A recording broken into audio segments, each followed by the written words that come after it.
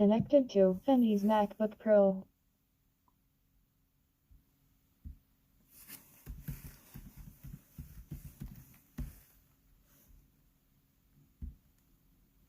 Fenny's MacBook Pro disconnected.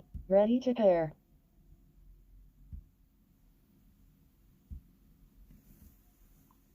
Connected to Fenny's MacBook Pro.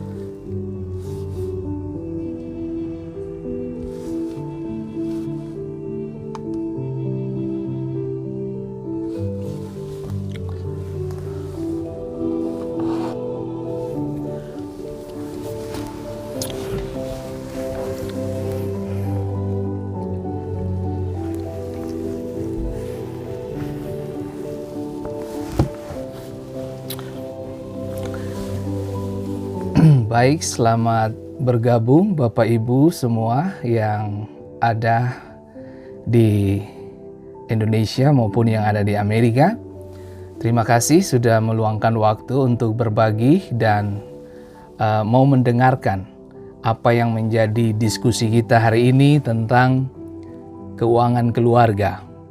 Selamat bergabung untuk Ibu Prilly Hursipuni dan selamat bergabung untuk Ibu Selina Laberi, Ibu Monik Telehala, selamat bergabung, tetap semangat Ibu Monik, Tuhan memberkati. Dan Ibu Magdalene Naris dari Malaysia, selamat bergabung. Dan selamat bergabung Ibu Ellen Soisa Patiasina, dan selamat bergabung untuk Parisat Tenu, dan selamat bergabung juga untuk Ivon Telusa Kulalean. Senang sekali bisa melihat Ibu Ivon bisa bergabung di pagi ini, waktu Dover dan waktu malam waktu Indonesia. Ya, selamat bergabung juga untuk Ibu Amita Dewi Tomasoa. Senang sekali bisa meluangkan waktu untuk bersama-sama dengan kita. Ya, Oke.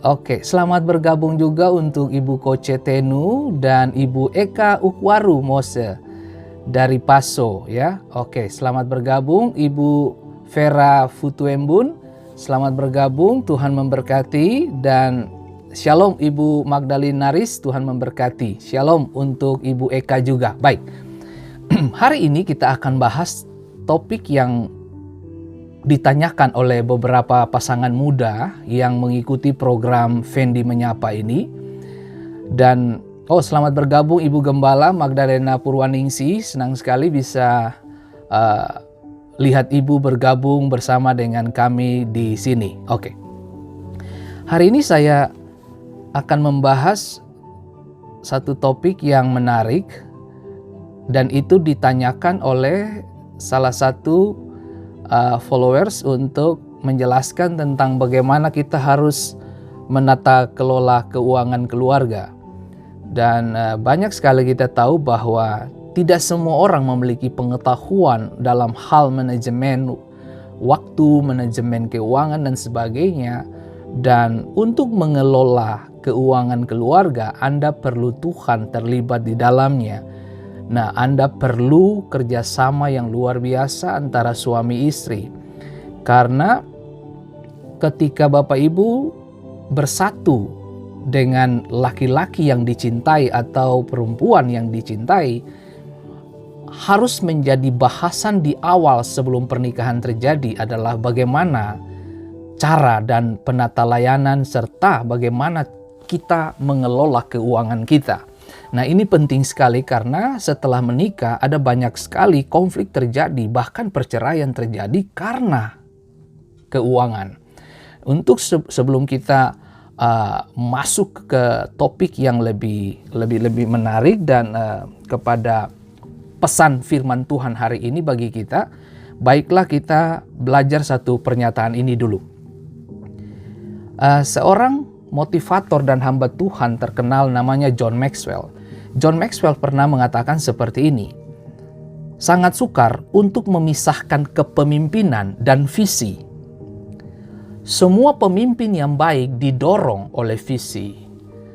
Nah, hari ini kalau kita mau berbicara tentang bagaimana kita mengelola keuangan dan bagaimana kita bisa istilah surplus begitu di dalam keuangan keluarga, kita harus mengerti visi kita kemana. Nah, karena visi saudara akan menentukan guidance apa yang saudara akan lakukan dan investasi-investasi apa yang harus saudara kerjakan untuk menggenapi visimu. Ya. Nah, coba kita lihat di dalam Amsal 29 ayat yang ke-18 dikatakan, bila tidak ada wahyu, menjadi liarlah rakyat. Dalam terjemahan lain dikatakan, bila tidak ada visi, menjadi liarlah rakyat. Kalau keluarga suami istri tidak memiliki visi, kita bakalan tidak kemana-mana.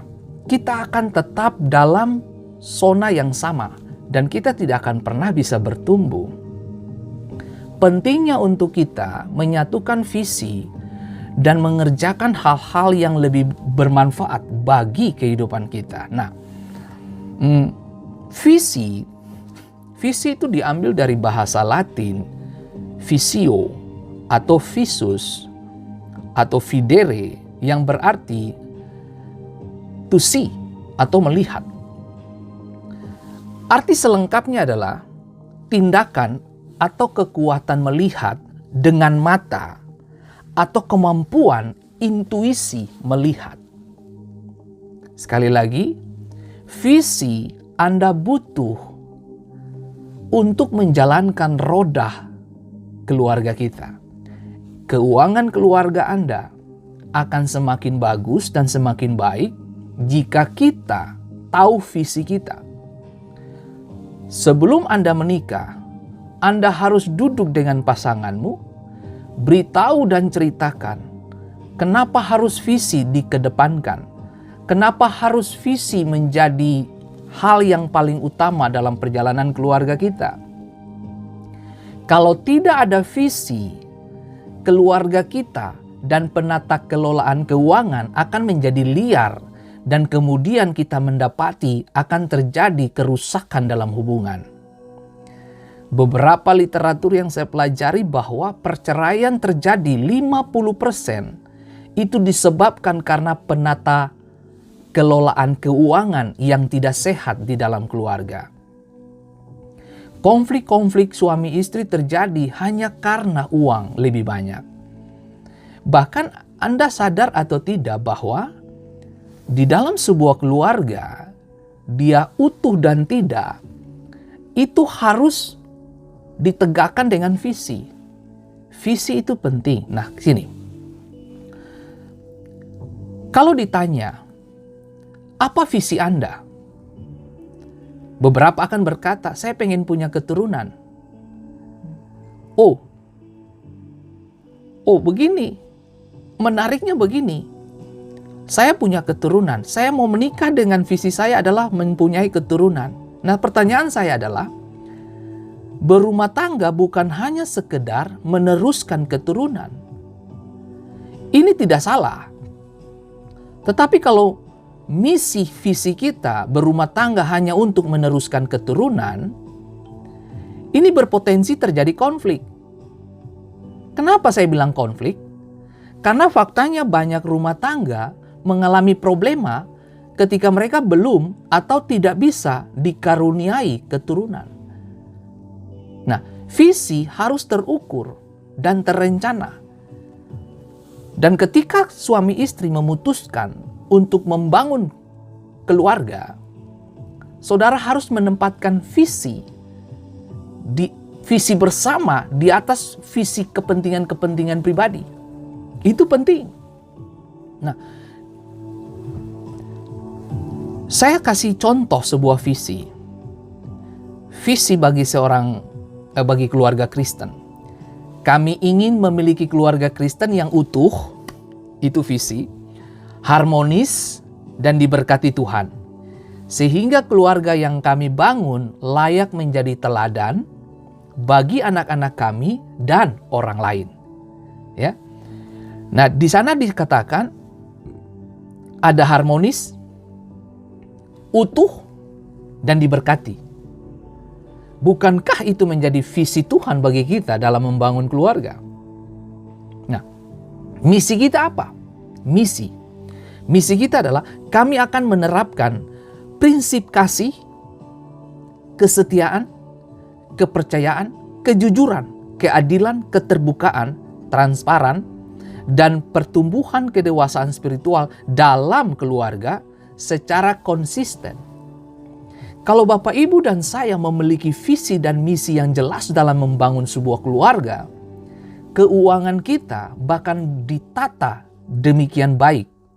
Otomatis itu bakal berpengaruh dan akan terarah kepada visi kita. Nah, baik saudaraku, ingat selalu bahwa topik pembahasan kita adalah membahas tentang keuangan keluarga. Nah, uang bukan goal, tetapi uang adalah alat. Pendidikan formal bisa membuatmu mencari uang. Sementara pendidikan diri sendiri akan membuatmu kaya. Saya ulangi, pendidikan formal bisa membuatmu mencari uang. Sementara pendidikan diri sendiri akan membuatmu kaya. Nah, uang yang dimiliki sebaiknya dimanfaatkan buat investasi diri demi keuntungan masa depan. Suami istri harus berprestasi dalam mendidik diri masing-masing. Tahan keinginan, penuhi kebutuhan. Perkecil pengeluaran, perbesar investasi pada masa depan.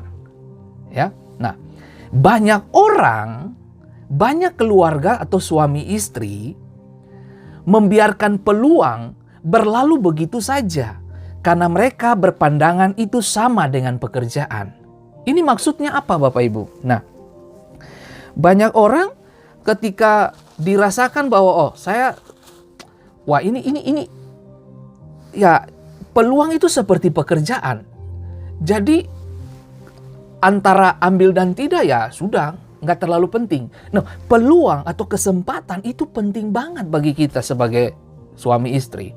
Nah, coba saudara lihat ini. Di dalam Alkitab, ada 3 hal ini yang disampaikan kepada kita. Yang pertama adalah roti, dan yang kedua adalah madu, dan yang ketiga adalah benih. Nah, roti itu berbicara tentang kebutuhan. Roti harus dimakan pada waktu itu. Roti tidak bisa ditabur. Roti tidak bisa disimpan terlalu lama, dia bakalan busuk. Nah, pendapatan per bulan Anda, di dalam pendapatan per bulan itu ada 3 unsur ini. Roti, madu, dan benih. Setiap pendapatan, setiap penghasilan per bulan atau harian atau bulanan atau tahunan selalu memiliki 3 hal ini. Roti, madu, dan benih. Ya. Nah, roti tidak dianjurkan untuk ditabur. Ya toh? Roti harus dimakan dan dinikmati. Nah, roti waktu Anda makan, Anda mendapatkan kekuatan untuk mengerjakan kehidupan selanjutnya. Makanya manusia membutuhkan roti. Manusia membutuhkan kebutuhan hari ini. Selalu pisahkan antara keinginan dan kebutuhan. Keinginan tidak menjawab kebutuhan, tapi kebutuhan bisa menjawab keinginan, begitu ya, kurang lebih. Nah, coba saudara lihat Kejadian 28 ayat 20 dikatakan, lalu bernasarlah Yakub, jika Allah akan menyertai dan akan melindungi aku di jalan yang kutempuh ini, memberikan kepadaku roti untuk dimakan. Nah, perhatikan kata ini, roti untuk dimakan dan pakaian untuk dipakai. Nah, hal roti itu menyangkut dengan kebutuhan sekarang ini yang kita harus makan. Saya ulangi, pendapatan Anda per bulan atau tahunan, atau mingguan atau harian, di dalam pendapatan itu ada 3 unsur ini yang harus Anda bagikan. Roti, madu, dan benih. Oke. Tuhan berbicara kepada Yakub bahwa aku memberkati engkau dengan roti untuk engkau memperpanjang kehidupan kamu dan melangsungkan kehidupan kamu dan menghidupi kehidupan kamu. Itu roti. Nah, kembali ke sini. Madu, hal yang kedua. Madu itu menabung. Saya mendefinisikan menabung. Nah, ingat baik, menabung dan investasi itu berbeda. Oke? Nah, menabung ya. Amsal 25 ayat yang ke-16. Kalau engkau mendapat madu, makanlah secukupnya. Jangan sampai engkau terlalu kenyang dengan itu, lalu memuntahkannya. Artinya begini, kalau di dalam pendapatan tiap bulan, Anda harus memiliki 3 hal ini. Saya akan ulang ini terus ya, sampai saudara merekam dia. Di dalam pendapatan tiap bulan, saudara harus punya 3 ini. Roti, madu, dan benih. Nah, roti harus dimakan, madu harus disimpan, artinya menabung. Ya, makanya Alkitab berkata bahwa kalau engkau mendapat madu, makanlah secukupnya. Ya toh? Jangan makan semua, tapi Anda makan secukupnya. Sisanya kamu menabung. Ya, gaji itu jangan dihabisin semua. Sisanya kamu menabung. Karena itu menyelamatkan dirimu selama 1 bulan, 1 minggu, atau 1 tahun.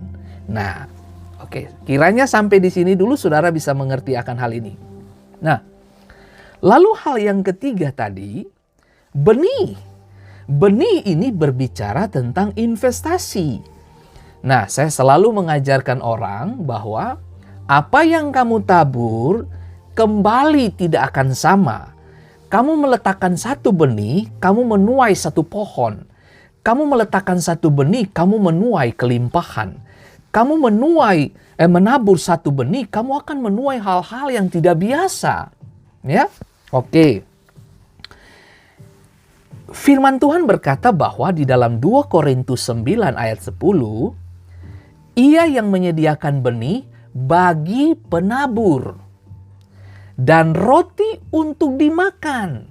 Ya, ingat baik, benih dan roti, ya. Benih dan roti ada di sana di 2 Korintus 9 ayat 10. Ia juga yang akan menyediakan benih bagi kamu dan melipat gandakannya. Dengar baik kalimat ini, melipat gandakannya dan menumbuhkan buah-buah kebenaranmu. Nah, jadi saya ulang lagi. Dalam 1 bulan pendapatan kamu, gajimu atau income kamu selalu ada 3 hal ini. Roti, madu, dan benih. Roti untuk Anda makan dengan keluarga, roti jangan ditabur, harus dimakan. Madu Anda harus makan secukupnya. Selebihnya Anda harus apa? Nabung, simpan dia, oke? Lalu, dan yang ketiga adalah benih. Nah, Alkitab menjelaskan kepada kita, Paulus memberitahu kepada jemaat Korintus bahwa ia menyediakan, artinya Tuhan menyediakan benih bagi penabur. Nah, Kalau Anda dan saya mendapatkan gaji 1 bulan atau pendapatan per bulan dari hasil kerja Anda, lalu kemudian Anda menjadikan gaji seluruhnya itu dijadikan roti. Anda makan semua tuh gaji, belanja sebanyak-banyaknya, sembako, stok dan sebagainya. Dengar baik, Tuhan berkata kepada kita, firman mengajarkan kita dan saya mengajarkan Anda bahwa gajimu ada 3 unsur tadi tuh. Ada 3 itu. Roti, madu, investasi, benih. Kalau Anda punya gaji, Anda nggak boleh makan semuanya. Begitu Anda makan semua, Anda tidak punya kesempatan untuk menabung, itu akan bermasalah di kemudian hari. Kenapa orang-orang Kristen banyak mengalami kekurangan di tengah-tengah bulan? Contoh, saya paling sering dengar ibu-ibu berkata bahwa ini sudah tanggal belasan, ini udah mulai menipis. Iya toh? Karena konsep berpikir Anda adalah gaji harus dimakan semuanya. Pendapatan harus dimakan semuanya. Jadi bagi Anda mengatakan bahwa gaji itu adalah roti. Jadi kita harus makan semuanya. No. Anda harus simpan sebagian. Lalu kemudian saudara harus investasi sebagian. Oke. Nah, apa bentuk manifestasi menabung sebagian? Nah, begini Bapak Ibu.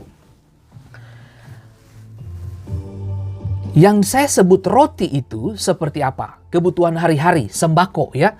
Makan minum saudara, pakaian saudara, oke? Nah, yang saya sebut madu ini apa? Menabung. Seperti apa menabungnya itu?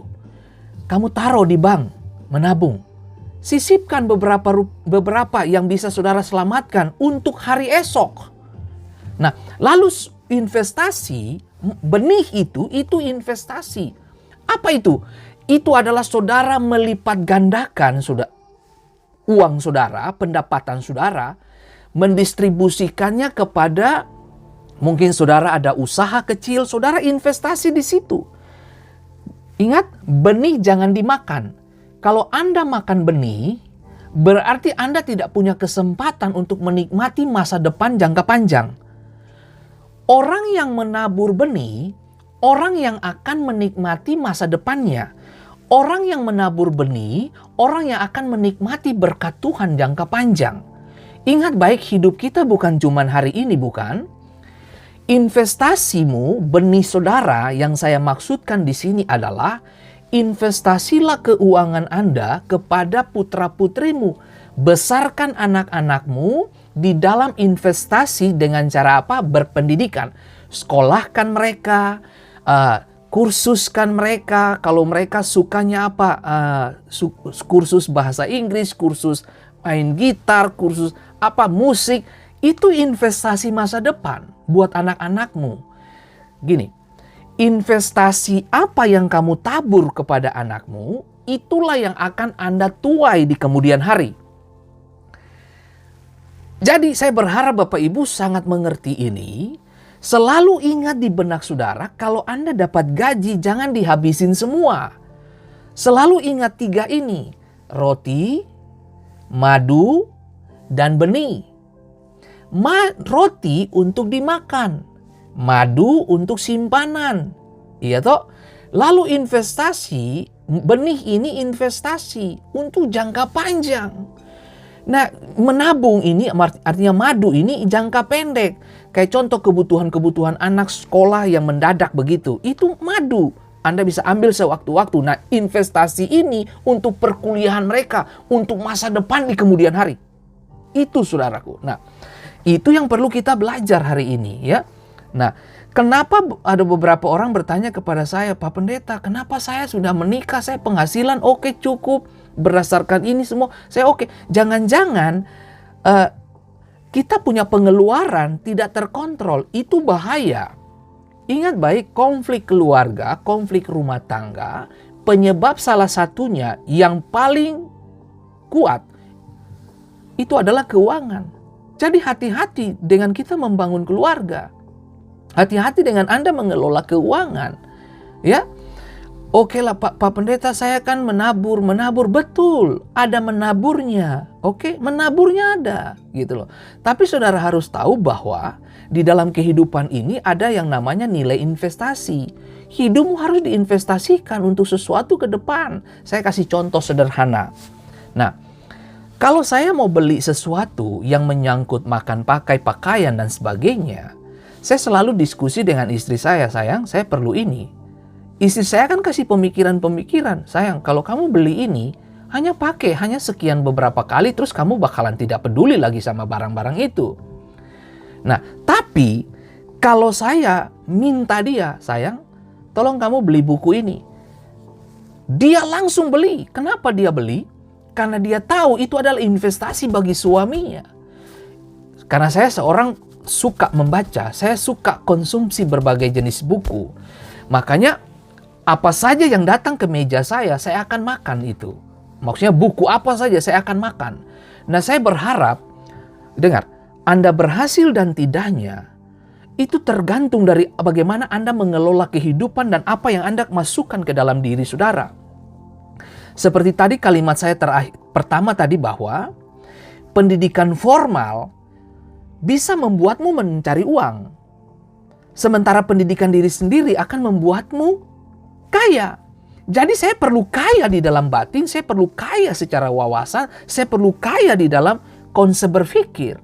Dan saya berharap semua kita ini yang mendengarkan dan menyaksikan program ini, mari kita rame-rame mencintai baca, ya, mencintai buku, mencintai apa yang datang kepada kita dalam pengertian sesuatu yang bermanfaat untuk membangun dan mengasah otak dan cara berpikir kita. Nah, ingat baik, kemarin saya bilang, orang yang tidak menggunakan pikirannya, dia tidak akan pergi jauh. Orang yang tidak menggunakan nalarnya, orang yang tidak menggunakan otaknya, dia tidak akan pernah mencapai masa depan. Segala sesuatu yang didiamkan, lama-kelamaan menjadi rusak. Saudara tahu kalau saudara beli benda sesuatu atau barang sesuatu, lalu saudara taruh saja di rumah, saudara tidak otak-atik dia dan saudara tidak manfaatkan dia, saudara tidak gunakan dia, waktu yang akan menentukan dan waktu yang akan membuat barang itu rusak. Kenapa? Karena dia tidak disentuh. Pernikahan pun begitu. Perlu ada sentuhan. Keuangan keluarga pun perlu ada sentuhan yang sehat di sana. Kalau kita tidak sentuh dia secara sehat, itu akan rusak. Nah, mengertilah bahwa mari kita belajar, saudaraku. Dan ingat baik, don't save your money, invest it. Artinya apa? Jangan simpan duitmu saja, tapi investasikan. Tadi saya bilang apa? Bukan cuma menabung ya, tapi ada satu lagi benih. Itu apa? Investasi. Investasi itu lewat apa? Lewat anak-anakmu. Bukan cuma anak-anakmu, tapi investasi dalam apa? Dalam dunia usaha. Anda bisa lihat peluang-peluang bisnis apa yang bisa menjanjikan. Investasi keuanganmu di situ. Sebut saja Anda menjadi investor begitu.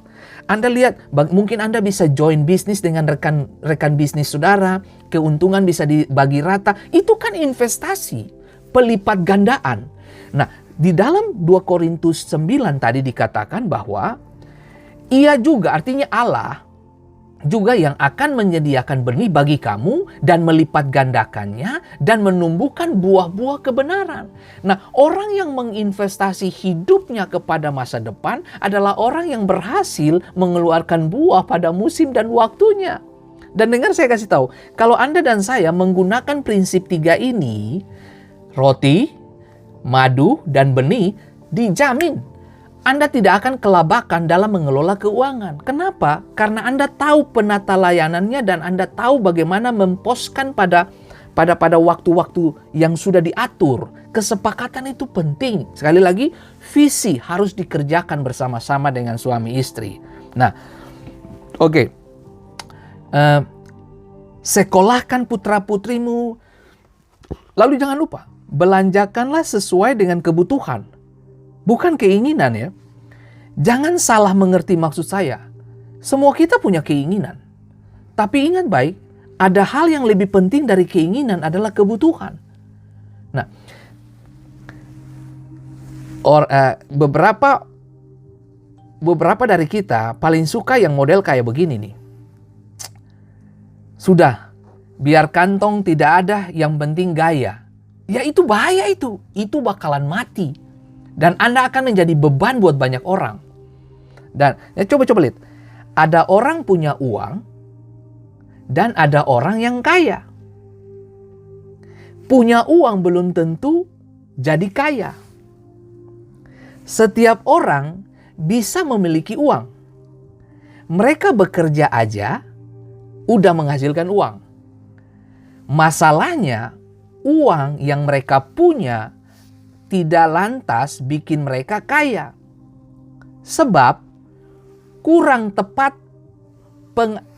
pengalokasiannya.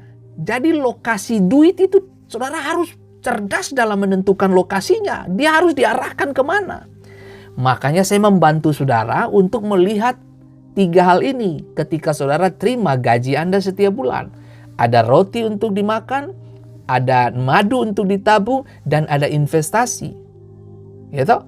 Nah, maaf kata nih Bapak Ibu, Anda tentunya tidak ingin sakit, bukan?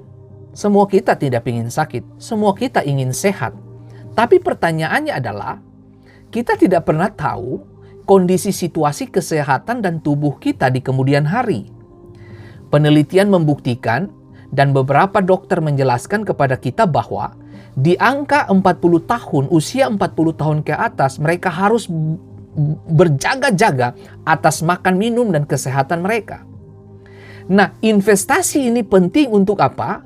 Menjaga kondisi kesehatanmu di kemudian hari. Kan kita, sekali lagi, kita tidak pernah minta sakit.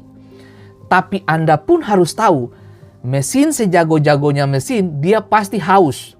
Manusia sejago-jagonya, dia pasti haus juga. Kita bakalan haus.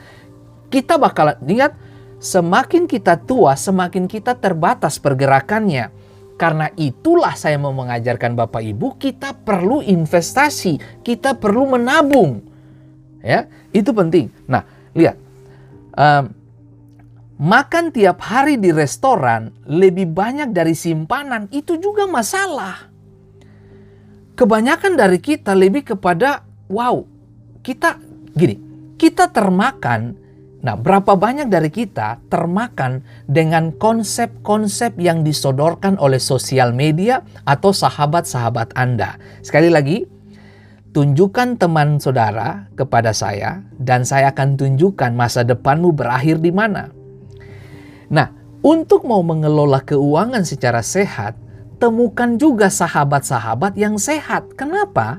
Karena kalau Anda ketemu dengan orang boros dan orang yang high class, Anda bakalan tergilas habis. Kenapa? Karena adrenalin Anda dipacu untuk sama dengan orang itu. Dan sekali lagi, untuk mendapatkan sehatnya keuangan keluarga, Anda harus menentukan sahabat seperti apa yang ada di sekitar saudara. Karena kalau Anda memiliki sahabat yang salah, Anda juga akan memiliki dampak keuangan yang bermasalah di kemudian hari. Nah, saya menonton dan melihat beberapa ibu-ibu didesak ingin memiliki sesuatu yang berharga hanya untuk bisa diterima oleh komunitas mereka. Hanya ingin untuk diakui, akhirnya berhutang. Itu juga salah. Nah, mari saya kasih tahu bos saudara, hiduplah dengan apa adanya.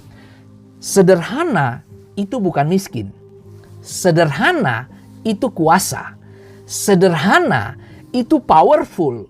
Sederhana itu solusi. Sederhana itu masa depanmu. Jadi begini maksud saya. Jangan saudara salah tangkap apa yang saya ulaskan kepada saudara hari ini. Ingat baik, karena itu alokasikan uang yang dimiliki ke hal-hal yang produktif. Misalnya aja alokasi kepada investasi. Seperti tadi saya katakan, lihat, oh ini lagi booming nih, investasi ini boleh juga nih, investasi. Nah, anak laki-laki saya bermain saham. Karena dia tahu persis di saham ada juga menguntungkannya di situ. Itu dia investasi di situ. Dia punya tabungan ada, tapi dia juga investasi berupa saham. Nah, penting untuk kita Tapi apakah anak saya bisa makan? Bisa. Dia telah pisahkan mana roti, mana madu, dan mana benih. Dari mana dia dapatkan itu? Dia belajar dari ayahnya, dia belajar dari mamanya. Nah, mengertilah bahwa sederhana itu bukan miskin Bapak Ibu. Aduh, jangan salah. Dengar, kalau ada orang lain, tetanggamu menggunakan tas bermerek, Anda tidak harus sama dengan mereka, bukan? Fungsi tas kan sama, mengisi barang-barang kebutuhan, kan begitu. Nah, intinya adalah Anda memiliki tas. Tidak harus mahal, tapi itu saja cukup untuk menjelaskan kehidupan saudara. Dengar baik, saya mau kasih tahu buat saudara ya, bahwa hidup ini masih panjang. Anda dan saya harus mengerti agenda Tuhan itu panjang buat kita, bukan hari ini saja. Mengertilah bahwa kehendak Allah adalah mengerjakan mujizat bagi kita. Nah, oke. Apakah uang membuat Anda bahagia? Ya. Saya mau kasih tahu. Jawaban saya adalah ya. Uang, kekayaan, harta membuat kita bahagia. Ya. Tapi mari saya kasih tahu. Tapi uang, kekayaan, harta itu sampai batas tertentu membuat kamu bahagia. Tetapi selebihnya dia tidak membuat Anda bahagia dalam waktu yang panjang. Saya kasih contoh. Kita boleh punya uang. Kita boleh beli ranjang yang mahal. Tapi sadarkah saudara, saudara tidak bisa beli tidur yang nyenyak. Kita boleh beli rumah yang besar. Tapi kita tidak bisa beli suasana rumah. Suasana rumah itu lahir karena kita, papa mama, anak-anak yang menciptakan suasana itu untuk enak dinikmati. Tinggal di gubuk pun selama ada sukacita dan damai sejahtera, itu berkat. Itu berkat. Nah, yang paling indah adalah kalau tinggal di rumah dengan wanita yang kita cintai, dengan wanita yang memiliki visi, tinggal di rumah dengan suami yang memiliki visi dan damai sejahtera, itu akan menguasai kita. Pikirkan ini baik-baik, ya, bahwa kita akan pahami betul dan kita bakalan kaya ke depan kalau kita tahu benar bahwa apa yang harus kita nikmati. Jadi gini, jangan paksakan dirimu untuk sama dengan orang lain. Jangan pernah membandingkan diri Anda dengan orang lain. Perbandingan-perbandingan itu akan merusak citra Allah di dalam dirimu. Berapa banyak anak-anak muda, maaf kata nih, menjual dirinya demi mendapatkan gadget terbaru, handphone terbaru, Samsung terbaru. Lalu mereka melacurkan dirinya. Berapa banyak dari kita yang menghancurkan integritas kita hanya karena keuntungan sesaat. Mari saya kasih ingat kepada Bapak Ibu, bawalah keuntungan keluargamu secara sehat ke dalam rumah tanggamu. Bawalah pendapatan gajimu secara utuh ke dalam keluarga dan rumah tanggamu. Bawalah penghasilanmu yang sesuai dengan pekerjaanmu, bukan hasil korupsi, ya. Bawalah dan dinikmatilah untuk anak-anakmu. Gini, saya kalau ditanya orang, saya pernah ditanya sama orang, Pak Pendeta, kamu pengennya apa untuk anak-anakmu? Saya bilang, apa yang anak-anak saya mau, apalagi itu menyangkut pendidikan, saya sekolahkan dia. Kalaupun saya harus bekerja mati-matian, saya akan fight untuk bisa membiayai pendidikannya.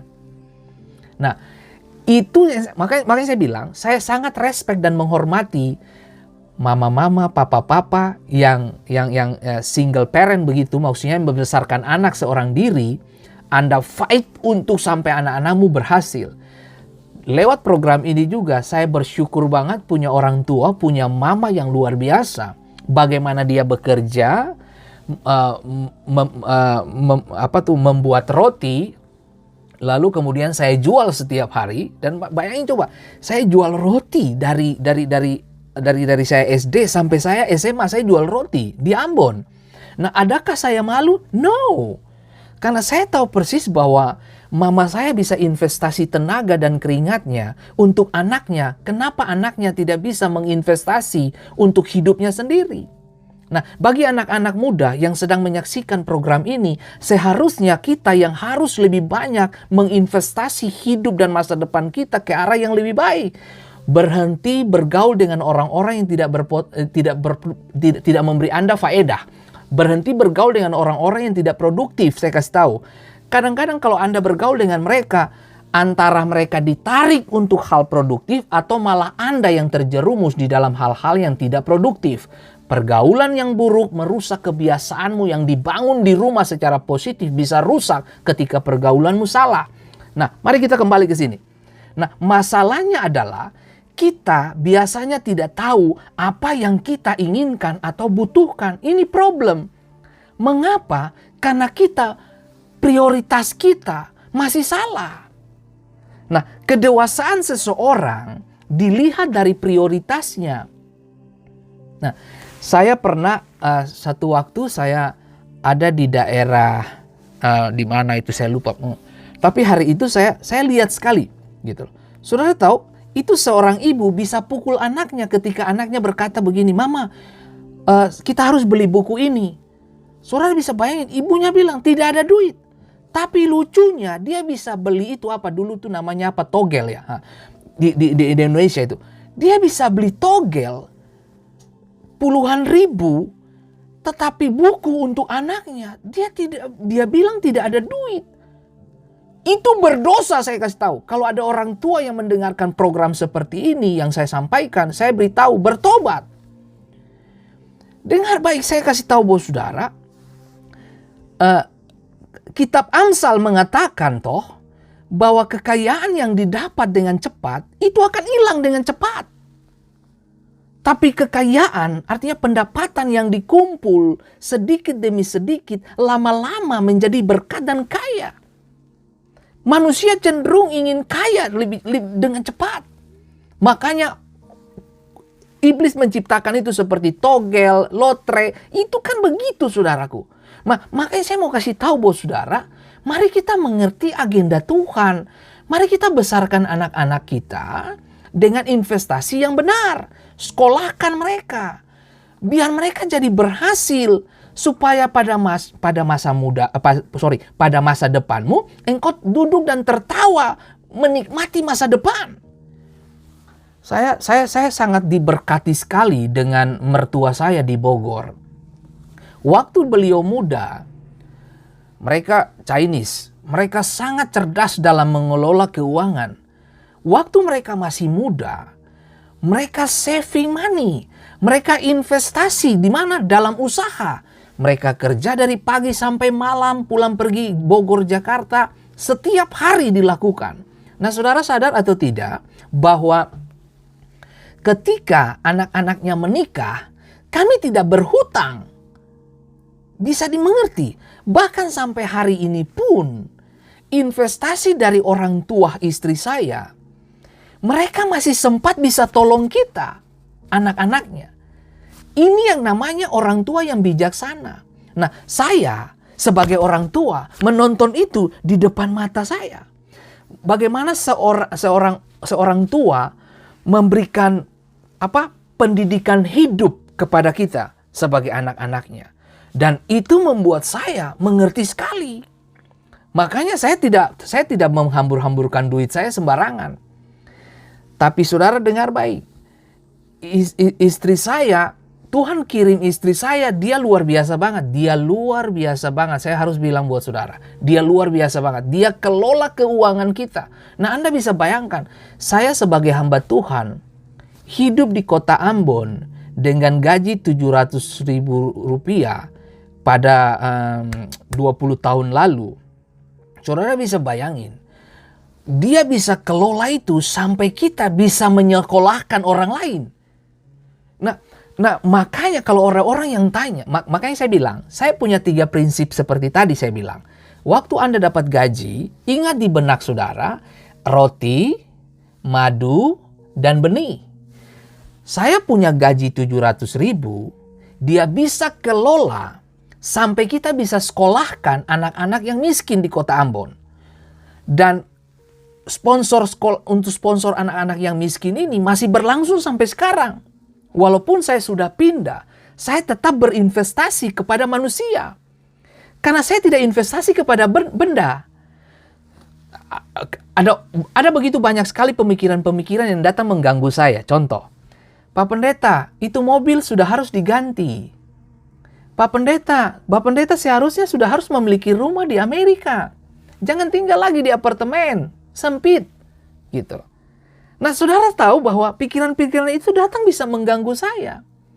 Tapi dengar baik, saya mau berkasih tahu, saudara, bahwa saya memilih untuk menginvestasi dana-dana saya, berkat-berkat yang saya terima, kepada manusia. Nah, kalau saudara tanya saya, Bapak Pendeta, berapa banyak anak yang sudah kamu sekolahkan? Waduh, saya sudah bilang sudah tidak terhitung jumlahnya. Nah, sudah berapa banyak yang saya membangun MCK, saya membangun rumah, saya bangun. Dari mana duit-duit itu? Sekali lagi saya bilang, lewat program ini saya mau sampaikan say thank you banget buat semua pengusaha-pengusaha Kristen, baik yang ada di Indonesia maupun yang ada di luar negeri, yang telah membackup saya secara pribadi dalam melayani dan untuk pelayanan-pelayanan saya untuk menjangkau daerah-daerah miskin di Kepulauan Maluku, bahkan di Indonesia. Bahkan supply saya masuk sampai ke Kalimantan dan Papua. Dari mana keuangan itu saya dapat? Makanya kalau saya bantu orang menilai Pendeta Fendi itu kaya. Memang benar, saudara, saya bukan kaya, saya diberkati. Saya tahu, saya ditolong banyak oleh pengusaha-pengusaha. Karena pengusaha-pengusaha tuh melihat saya bahwa, Fen, proyek apa lagi yang kamu lagi kerjakan? Saya bilang, oke, kalau kamu mau bantu nih, ada gereja yang mau dibangun begini, ada pendeta di Kalimantan butuh biaya nih, ada pendeta di Seram butuh biaya nih, ada pendeta di Papua butuh biaya nih, mereka ingin kasih sekolah anak-anak, pendidikan anak-anak. Loh, saudara bisa bayangin? Nah, itu namanya investasi. Artinya gini, sekali lagi, 2 Korintus tadi dikatakan bahwa Tuhan menyediakan benih bagi para penabur. Jadi kalau Anda makan semua hasilmu sebulan itu, Anda makan semua, Anda nggak punya waktu untuk menabur. Sementara Tuhan percayakan gaji di tangan Anda untuk ada benihnya lagi, untuk Anda tabur. Menaburlah selama Anda punya waktu untuk menabur. Nah, dan saya bersyukur sampai beberapa dari anak-anak itu menjadi sarjana sekarang ya. Lalu kemudian yang kami sponsori. Dan bukankah, apakah kebanggaan buat Pendeta Fendi Simatau? No, saya cuma pipa yang kosong. Saya cuma menyalurkan berkat kepada orang lain. Gitu loh. Nah, kita perlu menyadari bahwa mengelola uang adalah hal yang spiritual. Ya. Apakah Anda tahu bahwa Yesus berbicara tentang uang lebih daripada topik lainnya? Lebih banyak dari semua ajarannya tentang surga dan neraka jika digabungkan. Jika demikian, mengapa uang begitu penting bagi Yesus? Nah, mari saya kasih tahu buat saudara, Yesus berbicara tentang keuangan, harta, kekayaan, berkat, itu lebih banyak daripada berbicara tentang surga dan neraka. Nah, mari saya kasih tahu buat saudara, keuangan yang dikelola secara tidak sehat dalam keluarga akan mendatangkan surga atau neraka. Keuangan yang dikelola dengan baik itu akan mendatangkan surga. Tapi keuangan yang dikelola secara tidak bijak oleh suami atau istri yang tidak sepakat dalam menggenapi visi mereka dalam berumah tangga, itu bakalan mendatangkan neraka. Nah, 50% angka perceraian yang terjadi di belahan dunia itu disebabkan karena keuangan. Nah, mari, oke. Tahukah saudara bahwa pandemik ini telah membuat beberapa keputusan-keputusan yang sangat gila terjadi di dalam kehidupan keluarga dan rumah tangga? Salah satunya apa? Saya membaca sebuah data bahwa ketika pandemik terjadi, angka perceraian menurun. Oke? perhatikan, angka perceraian menurun. Setelah ditanya, salah satu alasan mereka adalah, saya tidak mau bercerai karena pendapatan istri lebih besar dari saya. Berarti setelah pandemik, kemungkinan besar angka perceraian bisa lebih tinggi. Karena sudah selesai. Nah, karena suami di PHK-kan, di lay off karena pandemi. Perusahaan kolaps, bangkrut. Nah, inilah menjadi alasan-alasan tertentu untuk orang-orang yang cuma bertahan dalam keluarga dan rumah tangga. Selain bertahan karena anak, bertahan juga karena istri punya pendapatan bagus atau suami punya pendapatan bagus. Begitu pendapatan menurun, sudah selamat. Makanya ada istilah pepatah di Indonesia mengatakan bahwa ada uang, abang disayang. Tidak ada uang, abang ditendang. Atau sebaliknya begitu. Nah, coba kita mengerti benar bahwa agenda Yesus ini apa buat kita. Nah, bagi Yesus, sikap kita terhadap uang sangatlah penting karena merefleksikan sikap kita terhadap Allah. Makanya kenapa Tuhan berkata bahwa mamon itu Allah saingan. Cinta akan Tuhan adalah sumber dari seluruh kejahatan. Nah, bagaimana orang bisa membunuh hanya karena 1.000 rupiah? Saudara bisa bayangin betapa, waduh, ini ngeri banget, saudara. Makanya saya bilang, kelolalah keuanganmu secara bijak dalam keluarga. Itu penting. Jangan saudara lihat di Facebook, tiba-tiba ada orang, ada orang tertentu dia posting di tempat-tempat yang wow luar biasa, wah yang fancy begitu ya, yang saudara pingin lagi. Karena saudara pingin foto di tempat-tempat fancy begitu, Anda rela mengeluarkan duit seberapapun, yang penting saya pernah foto di situ. Itu kan tidak penting, saudara. Sementara anak-anak kita berteriak minta gadget, atau berteriak minta laptop, atau berteriak minta sesuatu elektronik untuk menunjang pendidikan dia, Anda berkata tidak ada duit. Itu berdosa, saya kasih tahu buat Bapak Ibu. Sementara Anda mengejar, demi dan untuk posting di sosial media, Anda foto di tempat-tempat yang bagus-bagus begitu. Anda keluarkan duit begitu gampang. Tapi sementara kebutuhan anak-anakmu kamu abaikan. Nah, dengar saya. Ini saya berharap ini akan menjadi inspirasi bagi setiap kita. Mari kita sama-sama membenahi hidup kita. Nah, selamat bergabung untuk Bung Yoris. Selamat bergabung untuk Ibu Gerson Sipahelut. Dan selamat bergabung untuk Nathanael Nathan. Ibu Engka Seva, apa kabar? Selamat bergabung untuk Bapak Tony. Dan selamat bergabung untuk Ibu Nona Manuhata, Tuhan berkati. Dan Ibu Belina Sipakoli, Tuhan memberkati. Halo Bung Leri Lekatompesi, apa kabar? Tuhan berkati. Dan Bung Aser Maulata, hamba Tuhan yang luar biasa. Selamat bergabung Bung Aser. Dan Riando Krikov, Tuhan berkati. Dan Inas Dohoklori, Tuhan berkati. Ibu Evi Patipeluhu ya. Tuhan berkati dan selamat bergabung. Dan selamat bergabung juga untuk Ibu Novita Tumalang. Dan selamat juga buat Bapak Abraham Immanuel. Senang sekali bisa melihat Ibu Koce Manuhutu bergabung. Dan selamat bergabung untuk Ibu Oli Martinus. Dan Bapak Beno Ubro, apa kabar? Tuhan berkati. Dan Jifren Stanley, apa kabar? Tuhan berkati. Dan Ibu Ludia Maria, Tuhan memberkati. Bapak Sigit, apa kabar untuk sekolah pendidikan Alkitab yang ada di Riang? Tuhan berkati dan terus maju. Dan selamat bergabung Bapak Ishak Kilmanun dan Ibu Reni Tangkuman. Aduh, senang sekali suami istri bisa bergabung ya. Ibu Desi Karolu, selamat bergabung. Dan selamat bergabung untuk Bapak Pociam Kwok dari Bogor. Ibu Lina Bella, selamat bergabung. Tuhan berkati. Dan Bapak Jeffrey Haspers, apa kabar Bapak Jeffrey? Tuhan berkati. Dan shalom untuk Bapak dan Ibu Ita Manuputi, Tuhan berkati. Dan untuk Bapak Adrian Lopulalan, apa kabar saudara laki-lakiku di Papua? Tuhan berkati. Dan Ronald Das, Tuhan berkati. Bung Heri Dan Ibu Valda Samson, apa kabar? Tuhan tetap semangat bersama dengan Anda semua. Dan selamat bergabung untuk Ibu Ice Rahandra.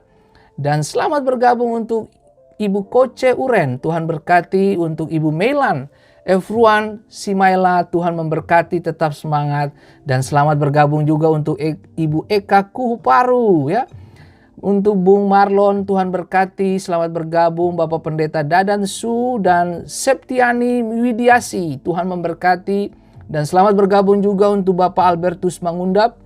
Dan selamat bergabung untuk Ibu Rosalina Manalu, Tuhan memberkati. Ibu Vena Sitania Pesi juga, Tuhan memberkati. Dan untuk Ibu Rola Vio Limbong, Tuhan memberkati. Selamat bergabung Bapak Raymond Selano, Tuhan berkati. Dan selamat bergabung juga untuk Jamie Depp Pipo Palpiali, Tuhan memberkati Bung, Tuhan berkati. Ibu Nelceyani, Ibu Nona Lini Masa, Tuhan berkati Ibu Nona, tetap semangat. Untuk Beben Tuhuleru ya, Tuhan memberkati Bung.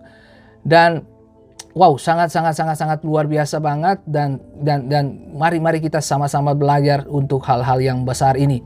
Dan selamat bergabung untuk Ibu Ena Mundung Rolos, Tuhan berkati. Dan Ibu Aldo Soplantila, aduh senang sekali lihat Bapak Aldo Soplantila bergabung. Dan Ibu Erna Usmani, Tuhan berkati. Selamat bergabung. Oke, baik. Kita kembali ke pelajaran kita hari ini. Seperti permintaan beberapa teman untuk bahas tentang keuangan keluarga, dan saya mencoba untuk menjelaskannya dari apa yang saya pelajari dan apa yang saya hidupi. Dengar baik, semua orang bertanya kepada saya bahwa, Pak Fendi, kenapa kamu tersenyum-tersenyum saja menghadapi situasi dan kondisi seperti ini? Karena setiap kali saya mendapatkan gaji saya selalu punya 3 hal tadi. Roti, madu, dan benih. Saya tidak makan semua gaji-gaji ini dijadikan roti. Sehingga saya tidak punya kesempatan untuk menabung dan investasi. Saya punya 3 ini. Nah, karena saya sebagai hamba Tuhan, saya investasinya tuh lebih banyak ke manusia. Sekolahkan orang-orang, biayai pendidikan, bantu pendeta-pendeta di desa-desa. Itu cara saya menginvestasi.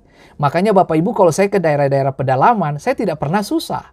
Karena saya punya orang-orang di sana. Nah, makanya kalau saya menabung, saya punya tabungan. Tapi saya tahu bagaimana menggunakan tabungan saya. Dan kalau Anda dan saya tidak pernah berinvestasi, Anda akan mengalami kesulitan di kemudian hari. Nah, menarik untuk kita belajar Bapak Ibu. Selamat bergabung untuk Bung Yansen Farli, dan selamat bergabung untuk Ibu Fit Hau. Tuhan memberkati dan sukacita selalu bagi setiap kita. Nah, kembali ke sini saudara. Nah, kebebasan finansial hanya bisa dicapai dengan pilihan sadar. Kita harus sadar untuk mengelola keuangan kita. Nah, ini bukan kecelakaan, bukan hanya dengan berpikir ya, tapi harus melalui proses dan melakukan apa yang diperlukan untuk mencapai tujuan itu. Makanya saya bilang, sebelum kamu menikah, satukan visi dalam melihat keuangan ditata seperti apa yang harus dilakukan. Dan menarik sekali, makanya saya sangat terinspirasi dengan mertua saya. Nah, dan benar-benar mereka menginspirasi saya sebagai hamba Tuhan. Bagaimana saya lihat mereka bisa tolong kita ketika anak-anaknya mengalami kesulitan keuangan. Karena mereka investasi. Nah, ada banyak sekali dari kita, maaf kata nih, mari kita sebagai orang Ambon, sebagai orang Indonesia, sebagai orang siapa saja, suku dari mana saja, mari kita investasi untuk kehidupan. Mari kita investasi dengan jelas. Nah, dan seperti tadi saya katakan, saya kemana saja, saya ke Kalimantan saya hidup, saya ke Pulau Seram saya hidup, saya ke Papua saya hidup, saya ke Ambon saya hidup, saya ke Sulawesi saya hidup, saya kemana saja. Karena ada orang-orang yang saya investasi di sana. Memang ini terkesan sombong. Ih pendeta, kok kamu cerita-cerita begini? No, kiranya ini menginspirasi Anda. Bahwa mari kita investasi menabrak semua batasan-batasan agama. Saya investasi untuk orang yang tidak seagama. Saya ingat bagaimana saya membeli sebuah becak untuk salah satu mahasiswa Unpati. Waktu itu dia sebagai penjual apa tuh namanya tuh asongan di Pasar Mardika. Saya beli becak, saya bilang harganya berapa? Cari, saya akan beli buat kamu. Dan saudara tahu, dia bawa becak sampai dia jadi mahasiswa sekarang. Nah, sampai mahasiswa dan sekarang dia sudah berhasil. Pertanyaan saya adalah, apa yang sedang kita buat sekarang? Makanya saya tidak investasi kepada benda-benda yang saya punya. Cukuplah makan pakai bagi saya, itu udah cukup. Saya nggak perlu yang tinggi-tinggi. Yang penting saya bagaimana bisa menginvestasi kepada manusia.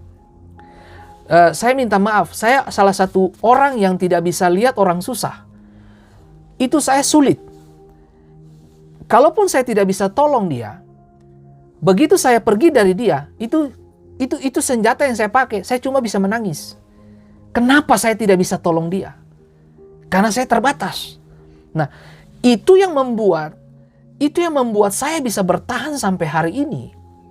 Karena keuangan kita, 20% dari pendapatan gaji kita, itu dialihkan untuk orang-orang miskin dan membiayai pendidikan. Makanya Bapak Ibu kalau mau menikah, mulai berpikir dari sekarang. Kemana kita akan investasi keuangan kita? Kemana kita akan bantu-bantu orang yang membutuhkan uluran tangan kita? Mari saya kasih tahu. Jangan tutup mata kepada orang miskin. Jangan tutup mata kepada orang susah. Kalau engkau punya kelebihan, mari kita berbagi. Anda memberi, maaf.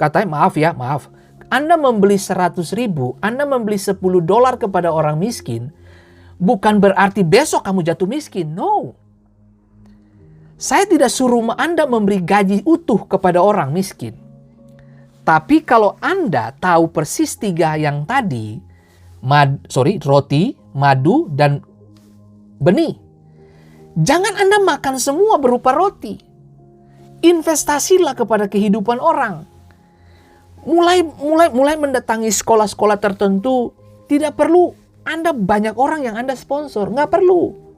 Investasi nggak perlu. Anda tinggal datang kepada guru, ibu guru, mana yang miskin di sini? Keluarganya miskin. Bayar uang sekolahnya. Itu bagus. Mari saya kasih tahu bos saudara, kenapa saya hidup seperti itu sampai hari ini? Karena saya punya 2 anak. Satu waktu anak-anak saya, mereka pisah dari kami. Dan mereka bakalan ada di budaya lain, bahkan mereka ada dengan orang-orang lain, bahkan mereka ada di lingkungan yang berbeda. Bahkan mereka terpisah dari orang tuanya. Adalah baik buat saya untuk investasi kepada manusia. Karena kita tidak pernah tahu. Who knows? Yang kita sponsor itu, yang kita invest itu adalah gubernur Maluku, gubernur Jakarta, gubernur Surabaya, atau menteri masa depan, atau presiden Indonesia, atau presiden Amerika, atau senator Amerika di 20-30 tahun ke depan. Kita tidak pernah tahu. Makanya ketika saya investasi kepada manusia, saya tutup mata. Gitu. Istri saya selalu menjaga keuangan kita untuk terus bukan diremas ya, dijaga hanya untuk investasi kepada manusia. Dan kalau istri saya, ketika saya katakan kepada istri saya, yang ini bagaimana? Ini mereka perlu makan minum ini. Kita bisa bantu apa? Tanya mereka perlu berapa? Istri saya bisa demikian cepat mengeluarkan duitnya. Kenapa? Karena kebutuhan. Nah hari ini kiranya mari sudah Bapak Ibu, jangan tutup mata dari orang susah. Please tolong. Jangan tutup mata kalau ada orang yang datang minta makanan dari Anda, kasih makan. Kalaupun makanya gini. Kenapa saya begitu bergairah menyampaikan pesan hal ini? Karena saya hidup di dalamnya, gitu loh. Jadi saya tidak bicara omong kosong di sini. Saya bicara kepada apa yang saya hidupi. Jangan buang matamu dari orang susah, orang miskin. Jangan. Nah, lihat ini. Setiap kali Anda meminjam uang, Anda merampok masa depan Anda. Nah, gini, sebelum Anda pinjam uang, kalau Anda mengerti 3 hal ini, roti, madu, dan investasi, saya jamin Anda tidak akan pernah pinjam-pinjam uang. Nah, istilah orang-orang Indonesia adalah gali lobang, tutup lobang. Pinjam di saya, tutup si dia. Pinjam si dia, tutup di si A. Nah, itu yang tidak boleh. Itu berbahaya, makanya kita kena kutuk sama sekali. Jangan. Makanya keluarga kita nggak diberkati. Nah, kalau saudara saya bisa saksikan begitu banyak Bapak Ibu. Benar, saya bisa saksikan begitu banyak buat Bapak Ibu semua. Nah, saudara sadar atau tidak bahwa karena gini, di Indonesia saya support pendidikan. Di Indonesia saya support anak-anak yang miskin di sekolah-sekolah. Saya masuk ke sekolah-sekolah, istri saya masuk dan istri saya tanya, berikan saya berapa nama anak yang bisa kayak sponsor untuk biaya pendidikan. Waktu dikasih, tiap bulan kita store ke sekolah. Tanpa anak-anak itu tahu bahwa yang kasih itu kita. No, itu yang Alkitab bilang kan, kalau tangan kanan kasih, tangan kiri nggak usah ungkit kan. Nah, marilah kita bekerja dengan cara yang tenang-tenang saja, tapi kita sedang menginvestasi untuk gubernur masa depan, untuk bupati hebat, untuk senator hebat, untuk presiden hebat. Kita sedang persiapkan itu. Saya tidak tahu antara Anda percaya atau tidak, tapi mari kita punya konsep berpikir mengembangkan orang lain untuk mencapai tujuannya juga.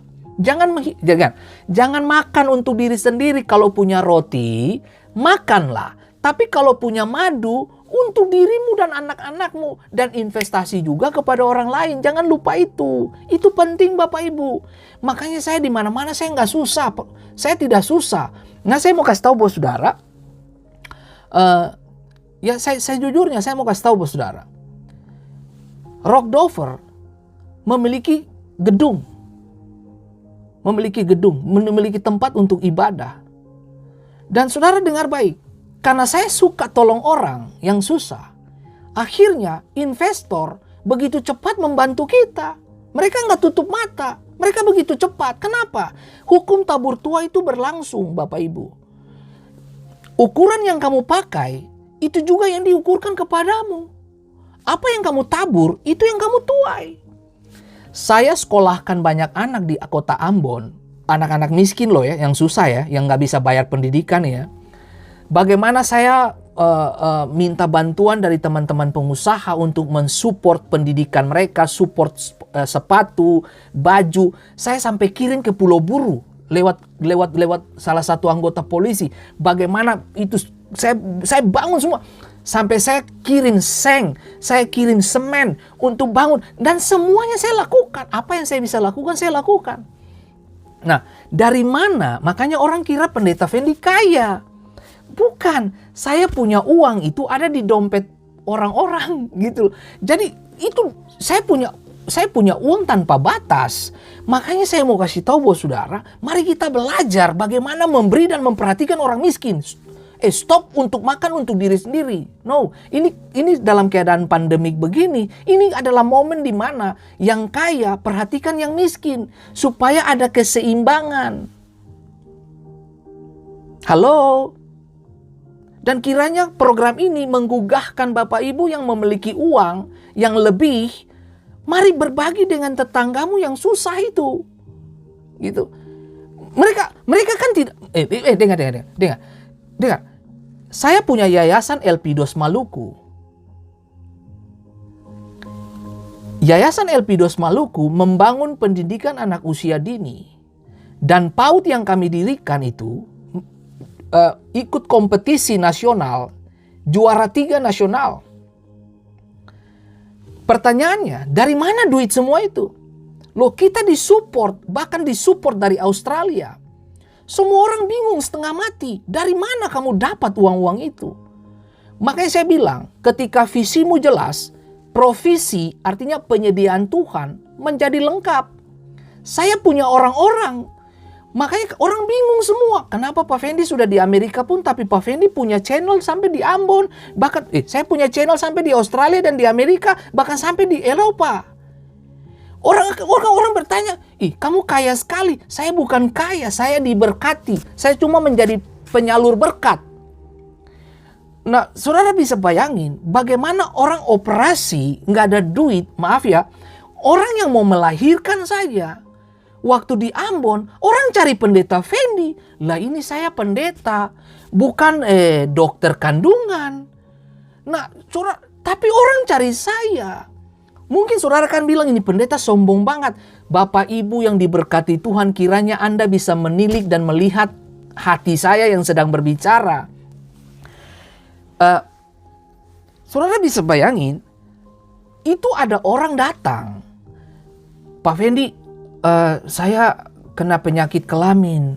Bapak bisa bantu saya kah? Bayangin coba. Yang bikin dosa datang minta kesembuhan dari Pak Pendeta. Oke lah, nah saudara tahu sendiri kalau jenis penyakit kelamin. Ya sudah, apa yang saya lakukan? Saya suratin dokter penyakit kelamin. Saya tanda tangan. Pak Dok, Ibu dokter tolong bebaskan biayanya. Saya minta tolong Pendeta Fendi. Saudara tahu dia bawa surat itu. Gratis, pengobatan gratis. Nah, obat jelas dia bayar. Tapi untuk audiens tatap muka itu gratis. Betapa berkuasanya nama saya. Nah, pertanyaannya begini. Apa yang membuat orang percaya sama Pendeta Fendi? Karena mereka lihat hasil kerja saya. Makanya saya mau kasih tahu saudara, saya bersyukur beberapa dari Anda yang sudah saya sponsori, sudah jadi sarjana sekarang, bahkan sudah ada ke Papua, menjadi sarjana hukum, menjadi sarjana ekonomi. Saya senang sekali gitu. Dan pertanyaannya gini, apakah kita tuntut balas dari mereka? No. Saya cuma mau, kalau saya lihat mereka, saya tertawa. Tertawanya apa? Uang saya tidak disia-siakan. Berkat saya tidak disia-siakan. Mari Bapak Ibu sudah stop. Stop tutup mata dari orang susah. Belajar memberi. Kalaupun itu cuma 1 kilo beras, kasih. Kasih saudaraku. Saudara, saya masuk ke penjara. Itu kalau saya masuk ke penjara lapas Ambon, saya masuk ke Inakaka, bagi tim pelayanan yang pernah masuk bersama dengan saya, melayani bersama dengan saya, Anda tahu sendiri bagaimana sepak terjang saya berjalan di atas kemustahilan paling banyak.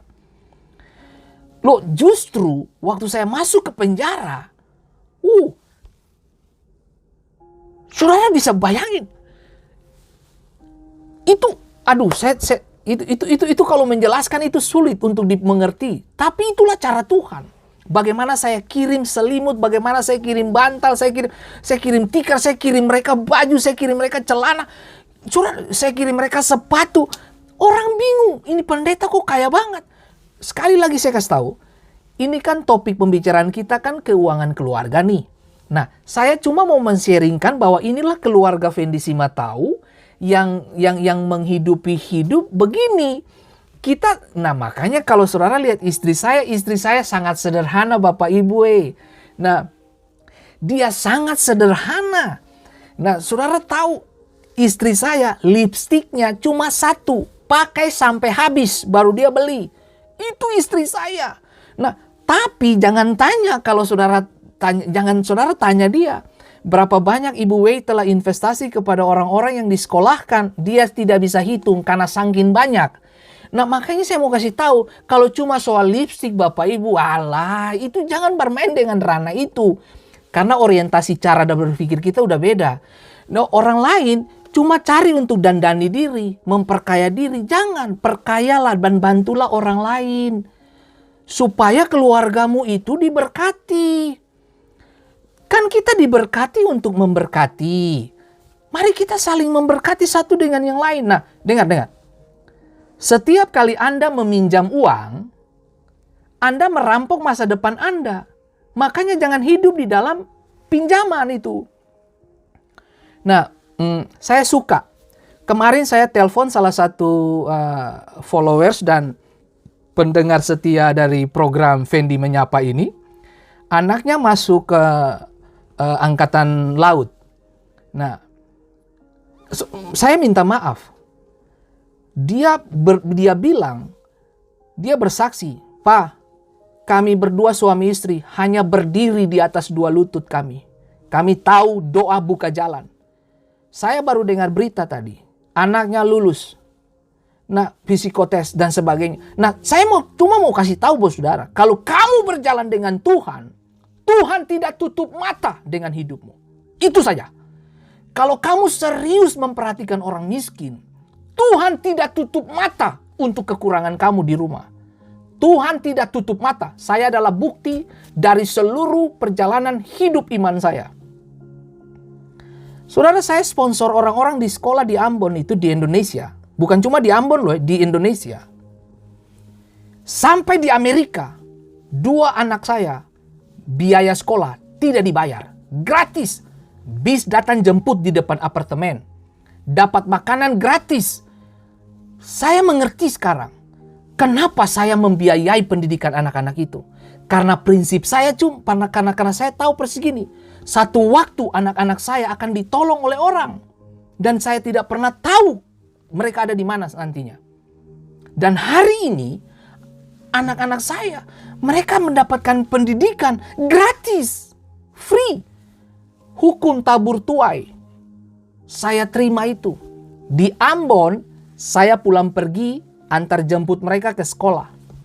Di Amerika, bis, school bus itu datang jemput mereka di depan apartemen, turunin di depan sekolah. Pulang pun begitu. Nah loh, saya ingin kasih tahu buat Bapak Ibu, apa yang saya tabur dengan air mata, saya menyaksikan kemuliaan Tuhan hari ini. Saya paham betul apa yang saya lakukan. Saya cuma mau kasih tahu buat Bapak Ibu yang mendengarkan program ini. Jangan tutup mata dari orang miskin. Jangan tutup mata dari orang susah. Please, jangan tutup mata. Alkitab berkata, Amsal mengatakan, waktu engkau tutup mata dari orang susah, Tuhan bisa tutup langit bagi dirimu. Jangan. Saya adalah bukti dari seluruh kebesaran Tuhan. Dan hari ini, kalau kamu lihat tetanggamu tidak punya makanan, kirim dia makanan. Kalau kamu saksikan program ini dan kamu lihat tetanggamu tidak bisa makan, please kontak Fendi Simatau. Saya akan kirim dia beras dan sembako di rumah. Kalau kamu kurang, mari berteriaklah ke sorga. Mari kelola keuangan rumah tanggamu, kelola dengan baik. Jangan tutup mata dari orang susah, please. Saya cinta orang-orang miskin, saya cinta mereka, saya suka mereka. Makanya kalau saya lihat orang miskin, saya pasti pulang menangis. Karena itu isi hati saya. Nah, hari ini anak-anak saya menikmati berkat Tuhan tanpa batas, Bapak Ibu.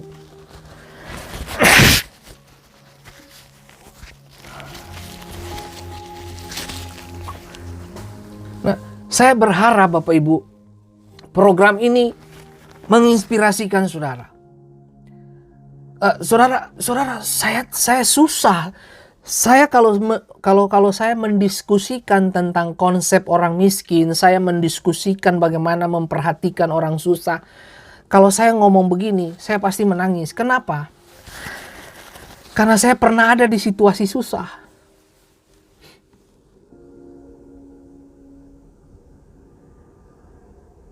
Saya masih ingat waktu saya SD. Setiap bulan saya mendatangi salah satu anggota dewan. Dia menjanjikan tiap bulan dia sponsor saya. Setiap bulan saya parkir di rumahnya. Serius Bapak Ibu. Setiap bulan saya parkir di rumahnya. Untuk mendapatkan apa? Uang jajan. Ketika saya kenal kebenaran dan saya menghidupi Amsal, Alkitab berkata, perhatikanlah orang miskin, maka engkau memiutangi Tuhan. Kalau engkau memperhatikan orang miskin dan orang susah, Tuhan tidak tutup mata dengan semua pergumulanmu. Kalau engkau punya baju 2, bagi ke orang lain. Bagi. Kalau engkau punya makanan, kalau punya roti 2, belajarlah berbagi. Tapi yang paling penting, investasilah kepada manusia. Coba temukan orang-orang susah di sekitar kamu. Nggak perlu banyak. Saya tidak suruh Anda membiayai satu kampung, no. Saya tidak suruh saudara membayar satu kampung, no. Temukan satu orang aja. Lalu mulai berpikir dan diskusi dengan suamimu. Papa, kita sponsor anak ini yuk. Sponsor sekolahnya, Papa. Sampai dia selesai SMA. Anda tahu, ada begitu banyak kisah nyata dalam perjalanan hidup kita. Kita tidak pernah tahu. Kita tidak pernah tahu. Kalau hari ini ada ibu-ibu yang sudah melakukannya, jangan berhenti. Kembalikan, aktifkan kembali. Mulai tanyakan. Hidupi lagi. Hidupi lagi. Hidupi lagi. Nah, saya baca ayat ini buat saudara. Orang kaya menguasai orang miskin. Yang berhutang menjadi budak dari yang menghutangi. Saudara, saya mau kasih tahu saudara. Jangan pernah berhutang lagi Bapak Ibu. Alkitab berkata, Tuhan memberikan benih kepada penabur. Kenapa kita sulit menabur? Karena hati kita tidak siap sebagai orang yang dipersiapkan untuk menabur. Hatimu perlu siap dulu. Hatimu siap dulu. Nah, yang saya jadi bingung Bapak Ibu. Saya pendeta. Saya tidak punya penghasilan banyak. Saya cuma berharap dari anugerah kasih setia Tuhan. Tapi saya bingung, kenapa saya bisa sponsori banyak orang untuk sekolah? Bagaimana saya bisa besarkan Yayasan Elpidos Maluku? Dari mana semua ini? Dan saya dari tempat ini menyampaikan terima kasih sebesar-besarnya untuk semua para donatur yang menyaksikan program ini dan yang membantu Yayasan Elpidos Maluku. Bagaimana kami ditolong? Saudara bisa lihat bagaimana Tuhan melakukan hal-hal yang tidak biasa. Gitu. Nah, coba lihat ini. Ini. Kita dapat mengetahui kehidupan rohani sepasang suami istri dengan melihat buku cek mereka dibandingkan dengan apapun yang lain. Artinya kehidupan rohani begini. Dengar. Apa gunanya tabunganmu makin banyak, tapi engkau tutup mata juga dari orang miskin? Menabung itu penting, tapi jangan lupa ada satu itu yang namanya benih. Benih perlu ditabur. Tabur kemana? Kepada orang-orang yang membutuhkan. Investasi pendidikan kepada orang lain juga, bukan cuma untuk saudara. Ini penting banget Bapak Ibu. Mari kita mengertilah gitu. Makanya saya pernah berdoa seperti ini kepada Tuhan. Tuhan, jauhkan pandangan mata saya dari orang miskin. Perlihatkanlah kepada saya orang-orang yang bagus-bagus sajalah. Jangan orang miskin. Kalau sampai Tuhan mengizinkan saya melihat orang miskin di depan saya dan saya tidak bisa menolong mereka karena saya terbatas. Tuhan itu, aduh bagaimana Tuhan? Itu engkau bakalan menaruh hal yang paling berat buat saya. Maka saudara, anak-anak saya, mereka punya buku tabungan. Saya mengajarkan mereka untuk tolong orang susah. Ada satu ibu datang, Pak, saya ingin buka usaha, Bapak bisa bantu saya. Saya diskusi dengan anak-anak saya. Anak-anak saya bisa keluarkan tabungan mereka dan berkata, Papa, ini kasih Papa, kasih for ibu itu, biar dia usaha, biar dia bisa kasih makan anak-anak dan suaminya. Saudara bisa lihat bagaimana Tuhan bisa bikin itu. Dan saya bersyukur anak-anak saya hidup tidak pelit. Mereka begitu memberi sekali. Mereka memberi berdasarkan kebutuhan. Bukan atas dasar keinginan.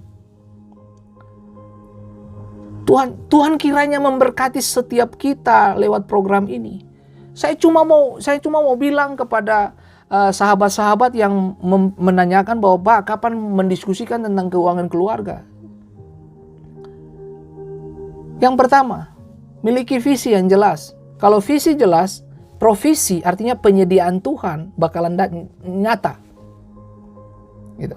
Lalu yang kedua, jangan pernah berhutang. Anda bisa terhindar dari hutang ketika Anda menerima gaji, Anda memiliki 3 hal ini tadi. Roti, madu, benih. Dan bagi Bapak Ibu yang baru bergabung di akhir episode ini, di akhir program ini, saudara bisa nonton saya kembali untuk mendapatkan apa yang selalu dilakukan dari awal pembicaraannya, supaya saudara bisa nyambung. Nah, kesini saudaraku. Nah, ini bagus banget Bapak Ibu. Nah, 1 Korintus 8 ayat 14 dikatakan, maka hendaklah sekarang ini kelebihan kamu mencukupkan kekurangan mereka, agar kelebihan mereka kemudian mencukupkan kekurangan kamu, supaya ada keseimbangan. Itu penting. Alkitab banyak membicarakan tentang materi, uang, kekayaan, utang, dan sebagainya. Bahkan data statistik di dalam Alkitab membuktikan bahwa perumpamaan Yesus juga banyak berkaitan atau mengajarkan tentang uang. Dan saya bisa kasih ayat-ayatnya begitu panjang lebar sekali. Matius 18, Matius 13, ya, Matius 20, Markus 4, banyak sekali. Maka dalam khotbah di bukit pun Yesus tidak lupa membicarakan tentang harta. Jadi mari hari ini, kalau engkau punya kelebihan, belajarlah berbagi. Supaya ada keseimbangan. Saudara tahu kenapa kejahatan makin meningkat? Karena orang-orang yang diberkati, orang-orang yang punya kelebihan, mereka tidak menutupi yang kekurangan. Makanya kejahatan makin meningkat. Orang jahat karena perut mereka tidak terisi. Tapi kalau kamu berlebihan, kamu kelebihan, kamu tahu bagaimana kamu mencukupi yang kurang. Supaya ada keseimbangan. Di dalam 1 Korintus tadi dikatakan, maka hendaklah sekarang ini kelebihan kamu mencukupkan kekurangan mereka. Agar kelebihan mereka kemudian mencukupkan kekurangan kamu. Supaya ada keseimbangan. Wah, ini luar biasa Bapak Ibu. Saudara-saudara lihat. Saya ketemu dengan berbagai teman-teman dosen, pengajar, guru, dan sebagainya. Saya lihat, oh orang ini berpotensi. Saya supply. Saya support. Saya tanya. Bahkan saya tanya, kamu perlu apa yang saya bisa bantu? Saya bisa kirim apa yang saya beli di sini, kemudian atau saya pulang ke Ambon lalu saya kasih, dan saya bisa usahakan dari itu, saya bisa kasih.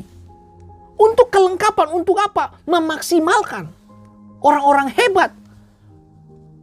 Saudara, mari saya berharap Bapak Ibu Anda yang menonton program ini, kiranya Anda terinspirasi dengan apa yang saya ceritakan, bagaimana hidup saya seperti itu. Makanya kalau ada orang yang tanya bagaimana keuangan keluarga Pak Fendi, saya bilang, saya investasi kepada manusia dan saya satu visinya jelas. Dan kemudian saya tidak pernah belajar untuk berhutang. Nah, gitu loh. Waktu kami menikah, kami sudah putuskan tidak ada yang namanya hutang di antara kita. Berhutang kepada orang lain. Nah, sampai di Amerika, mau atau tidak mau, kami harus kredit. Karena di Amerika punya sistem, dengan kita membangun kredit, itu adalah membangun kepercayaan. Pihak bank akan percaya kita. Dan kemudian pihak pemerintah juga percaya kita. Dan untuk membangun kredit di Amerika ini, itu sama dengan membangun kepercayaan. Dan saudara tahu bahwa apa yang saya lakukan itu bertentangan dengan apa yang kita sudah diskusikan sebelum kita menikah. Tidak mau berhutang. Tapi karena kita masuk dalam sistem ini, kita kredit mobil kita. Dan puji Tuhan mobilnya sudah lunas. Nah, hari ini kita hidup bebas secara keuangan. Karena kita tidak berhutang kepada siapapun. Dan bahkan di dalam konsep saya berpikir, ada banyak orang yang saya sudah setting bagaimana kalau saya dapat berkat, saya bisa kirim dia untuk saya berkati dia dan support keuangannya dia, untuk support usaha, support bisnisnya, dan support apa yang seharusnya saya support. Gitu. Nah, ini penting saudara. Selamat bergabung dari kota Kendari, Tuhan berkati Yola. Nah, coba, ini penting Bapak Ibu. Kita nggak bisa hidup untuk diri sendiri. Nah, saudara tahu ketika saudara hidup kepada diri sendiri, saudara akan mengalami masalah berat. Uang merupakan salah satu godaan terbesar bagi orang percaya. Hati-hati Bapak Ibu. Bileam tergiur dengan uang. Nah loh, ya. Gehasi, asisten Elisa, jatuh dalam dosa ketamakan. Demas, rekan sekerja Paulus, memilih untuk mencintai uang. Yesus sendiri pernah dicobai iblis berkaitan dengan materi. Tapi Yesus tidak terjebak di situ. Nah, Paulus bahkan menyebut akar segala kejahatan adalah cinta uang. Ananias dan Safira mati mendadak di depan para rasul karena uang, harta, hasil penjualan tanah. Ketidakjujuran, ketidaktulusan mendatangkan masalah berat. Nah, kita hidup dalam dunia yang materialistis dan konsumtif. Hati-hati Bapak Ibu. Belakangan ini orang mengagungkan kekayaan dan sebagainya. Saudara bisa lihat sendiri di postingan-postingan sosial media. Saudara, tidak ada yang salah dengan postingan-postingan Bapak Ibu semua. Anda posting di tempat-tempat bagus, itu sebagai bentuk dari manifestasi ucapan syukur. Saya tidak mengorek hal itu. Tapi saya berharap ketika Anda menikmati berkat-berkat seperti itu, sisipkan sebagianmu kepada orang miskin. Itu loh. Itu yang paling penting Bapak Ibu. Itu yang paling penting. Itu yang paling penting. Nah, Anda yang punya posisi, Anda yang punya jabatan, Anda sebagai guru atau dosen, mari belajar. Ajarkan anak-anakmu. Tanamkan nilai-nilai kesederhanaan. Selalu ingat, sederhana itu bukan miskin. Sederhana itu powerful. Wow, ini keren banget. Nah, coba pikir ini baik-baik Bapak Ibuku yang diberkati Tuhan ya. Nah, kita harus menyamakan persepsi dulu terhadap uang dan sudah tentu kita harus kembali kepada firman Tuhan. Nah, saya mau kasih tahu ini. Ini ayat terakhir buat kita. Amsal 11 ayat 24. Ada yang menyebar harta tetapi bertambah kaya. Aneh kan? Dengar. Ada yang menyebar harta tetapi bertambah kaya. Ada yang menghemat secara luar biasa namun selalu berkekurangan. Nah loh. Saudara tahu orang pelit tidak dapat tempat di dalam kerajaan Allah. Orang yang tutup mata dari orang miskin dan orang susah, dia menutup langit bagi dirinya sendiri. Di sini dikatakan Amsal 11 ayat 24. Ada yang menyebar harta tetapi bertambah kaya. Saya tidak pernah lihat orang yang suka memberi dan membantu dan menginvestasi kepada kehidupan orang lain menjadi susah. No. Justru orang yang suka memberi, mereka diberkati habis-habisan. Nah, selalu ingat ini. Selalu ingat ini Bapak Ibu. Memberi itu adalah kualitas hati Tuhan. Sorga memberi Yesus untuk saudara dan saya. Sorga memberi putranya kepada saudara dan saya.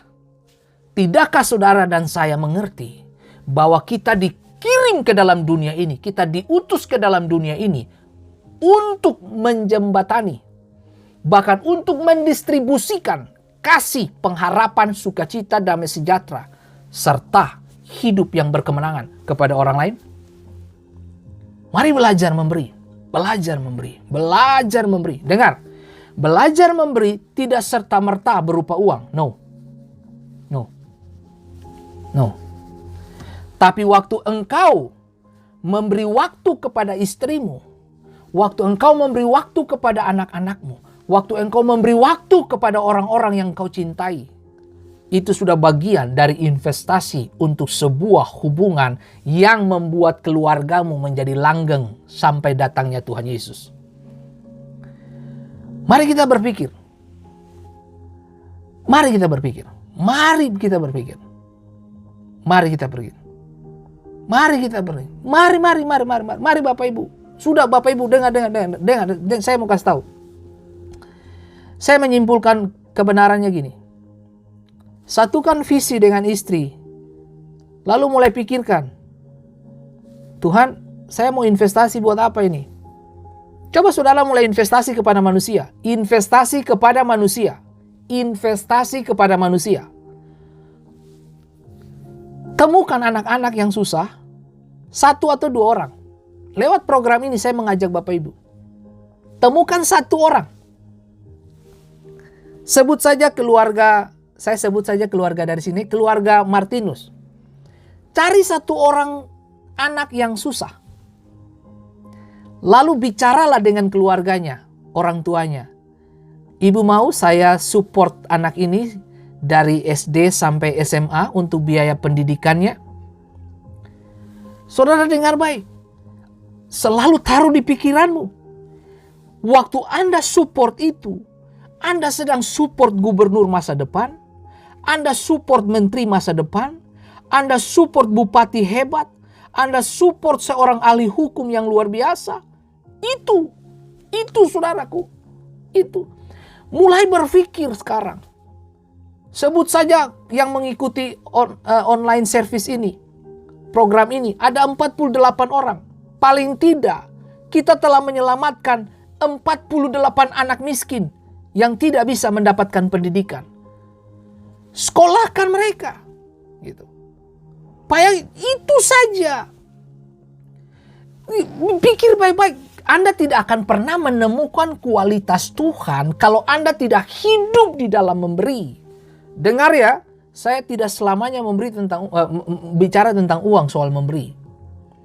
Tapi dalam hal ini saya mengajak Bapak Ibu semua, ambil beban, sekolahkan anak-anak susah, miskin. Temukan 1 orang, 1 keluarga, 1 aja.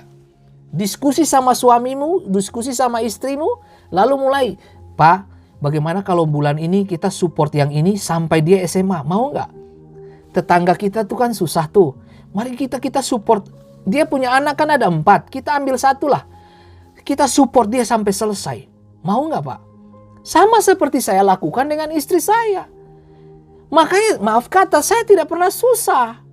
Saya memberi, tapi saya tetap makan. Saya tidak pernah miskin. Saya sederhana. Gitu loh. Apakah saya tergiur dengan mobil baru? Apalagi istri baru? Tidak. Saya tergiur kalau saya bisa tolong orang. Itu adrenalin saya tuh naik. Sukacita saya tuh naik. Nah, hari ini mari coba. Coba begini. Mari kita belajar, jangan bicara firman Tuhan terlalu banyak. Sampai kita lupa bahwa kita perlu menerapkan apa yang Tuhan kasih tahu ke kita. Mulailah belajar gitu loh. Lihat tetanggamu atau lihat saudaramu di kampung, saudara adik kakak gitu ya, lihat ini kayaknya susah nih keluarga gua nih. Gua mau support nih. Support dia. Gitu loh. Support gitu. Nah, dan berdoa buat dia. Jangan cuma kasih biaya sekolahnya, tapi support juga. Support gitu. Begitu. Nah, saya berharap apa yang saya komunikasikan hari ini itu ada beberapa 3 prinsip, ada beberapa prinsip yang saudara harus lihat. Yang satu adalah satukan visi. Kemudian yang kedua, jangan berhutang. Lalu kemudian yang ketiga adalah memperhatikan orang miskin. Nah, di dalam setiap pendapatan kita tadi itu selalu ingat, ada roti, ada madu, dan ada benih. Dan kiranya Bapak Ibu bisa mendengarkan program ini dari awal sampai akhir supaya Bapak Ibu bisa menangkap apa yang menjadi ide pembicaraan saya hari ini. Ya.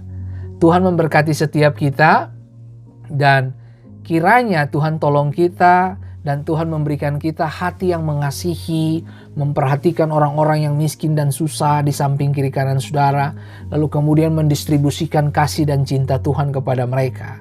Itu aja. Tuhan mau segala sesuatu indah pada waktunya. Oke? Mari kita, sebelum saya mengakhiri pesan firman Tuhan saya dan program ini, mari kita satu di dalam doa.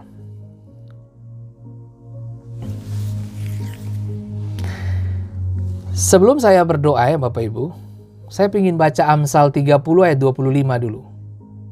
Semut bangsa yang tidak kuat, tetapi yang menyediakan makanannya di musim panas. Belajarlah dari semut. Belajarlah dari semut. Sekali lagi, ucapan terima kasih saya sebesar-besarnya kepada semua teman-teman pengusaha yang pernah menolong dan memberkati Yayasan Elpidos Maluku. Bahkan yang telah membantu misi menjangkau manusia untuk memanusiakan manusia kepada masa depan. Tuhan memberkati setiap kita. Dan jangan lupa pesan saya satu, temukan satu anak miskin, lalu mulai berpikir biayai pendidikannya sampai SMA. Komitmen itu penting. Dan kamu akan lihat bagaimana orang-orang ini besar di dalam kehendak Allah. Dan kalau Bapak Ibu sudah support mereka, jangan lupa doakan mereka. Karena mereka sangat membutuhkan bukan cuma biaya pendidikan, tapi juga doa saudara. Tuhan memberkati kita. Sampai jumpa di hari-hari berikutnya. Bersama dengan saya Pendeta Fendi Simatau. Tuhan berkati kita. Sebelum saya tutup program ini, mari kita satu di dalam doa. Ucapan syukur dan terima kasih kami kepada Bapa di surga. Tuhan berbicaralah kepada setiap kami dari hati ke hati. Tuhan tolong kami supaya kami memiliki hati yang mengasihi, hati yang memberi, hati yang memperhatikan. Dan tolong kami suami istri untuk mendapatkan satu visi yang jelas. Temukan kami dengan orang-orang yang harusnya kami bantu mereka dalam misi ini untuk menolong mereka dan memberkati mereka dan menyekolahkan anak-anak mereka. Tuhan tolong. Who knows yang kami sekolahkan adalah gubernur terbaik. Who knows yang kami sekolahkan adalah menteri Indonesia yang terbaik. Who knows yang kami sekolahkan adalah presiden Indonesia atau Amerika atau bangsa-bangsa. Senator terbaik, anggota dewan, ahli hukum, dokter bedah, dokter kandungan, ahli penyakit dalam. Tuhan, kami tidak pernah tahu. Tapi hari ini Tuhan tolong kami. Tuhan bantu kami. Karena kami tahu benar, orang yang memberi, mereka tidak pernah mengalami kesusahan. Karena orang yang memberi selalu meletakkan kasih lebih dulu. Tuhan tolong kami. Tolong kami, bantu kami. Biarlah kami terus mengerjakan kehendak Allah di dalam seluruh perjalanan hidup kami. Tuhan Yesus ampuni kami. Jika kami punya kami punya kelebihan, tapi kami tutup mata kepada orang miskin, ampuni kami. Dan kiranya kami memiliki hati untuk mengasihi orang miskin. Tuhan tolong kami, supaya kami pun menata keuangan kami demikian baik, kami bisa kelola dengan begitu sehat, supaya kami tidak terjebak utang. Sebab orang yang berhutang, dia akan menjadi budak dari orang yang memiutanginya. Tuhan tolong kami. Roh Kudus bantu kami. Tuhan tolong kami Roh Kudus. Buatlah keluarga-keluarga kami menjadi keluarga yang memberi, keluarga yang menabur, keluarga yang menginvestasi kepada manusia. Tuhan Yesus berkati pemberian-pemberian kami. Beberapa dari kami yang sudah melakukannya Tuhan, bahkan yang sudah menyekolahkan begitu banyak anak-anak, Tuhan berkati dan Tuhan tolong mereka. Berkati masa depan mereka, berkati usaha mereka, berkati bisnis mereka. Tuhan terima kasih banyak Bapa di surga. Ajar kami untuk tidak menutup mata kami dari semua orang yang membutuhkan. Bapa di surga, berkati dan urapi. Kuduskan semua pemberian-pemberian kami untuk orang-orang miskin Bapa. Tuhan terima kasih banyak Bapa di surga. Terima kasih banyak Bapa. Aku melepaskan berkat sukacita damai sejahtera Kristus turun atas mereka. Dalam nama Yesus. Terima kasih banyak Bapa di surga. Bagimulah segala kemuliaan, hormat dan kuasa. Urapan kasih setia dan hikmat Allah yang datang dari Bapa di surga. Turun atas setiap kami. Tuhan terima kasih banyak Bapa. Terima kasih Roh Kudus. Terima kasih Tuhan. Terima kasih. Terima kasih, terima kasih. Bapa, aku perkatakan mujizat kepada mereka yang lagi mengalami kanker payudara. Aku perkatakan kepada kanker payudara sembuh dalam nama Yesus. Pulih dalam nama Yesus. Aku perkatakan Tuhan mujizat Allah secara ekonomi terbit bagi keluarga-keluarga kami masing-masing. Terjadi dalam nama Yesus. Urapan hikmat dan kuasa Allah turun atas mereka. Tuhan terima kasih banyak Bapa di surga. Terima kasih Tuhan Yesus. Berkati semua teman-teman pengusaha, teman-teman yang duduk di pemerintahan, yang sering mensponsori orang-orang miskin susah untuk pendidikan. Tuhan berkati mereka semua. Bahkan semua kami yang mendengar, berikan kami benih supaya kami bisa menabur. Berikan kami hati penabur untuk kami bisa menabur tepat pada waktunya. Bapa terima kasih Roh Kudus. Dalam nama Tuhan Yesus Kristus, aku berdoa dalam nama Yesus untuk semua kami yang sakit hari ini. Dalam nama Yesus sembuh. Aku perkatakan mujizat terjadi. Dalam nama Yesus. Dalam nama Yesus. Aku perkatakan Bapa dari tempat ini. Ada kehidupan Allah di setiap anak-anak yang kami sponsori pendidikan mereka. Tuhan berkati. Terima kasih banyak Bapa di surga. Dalam nama Yesus. Dalam nama Yesus. Dalam nama Yesus. Dalam nama Yesus. Dalam nama Yesus. Thank you Jesus. Thank you Jesus. Thank you Jesus. Haleluya. Haleluya. Haleluya. Terima kasih banyak Bapa di surga. Terima kasih banyak Roh Kudus. Kami berterima kasih Tuhan Yesus untuk salah satu followers dan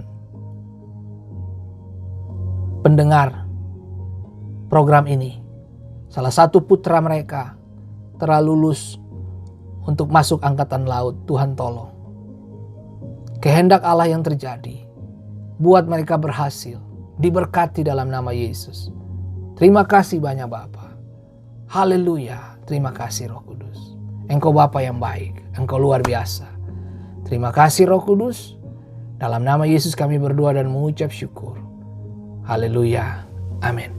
Sampai jumpa di hari-hari ke depan. Tuhan memberkati kita semua.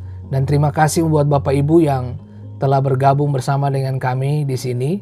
Saya berharap Bapak Ibu bisa, bagi Bapak Ibu yang baru saja bergabung dengan kami, Bapak Ibu bisa nonton balik begitu untuk dengar apa yang menjadi isi hati Tuhan untuk kita diskusikan hari ini.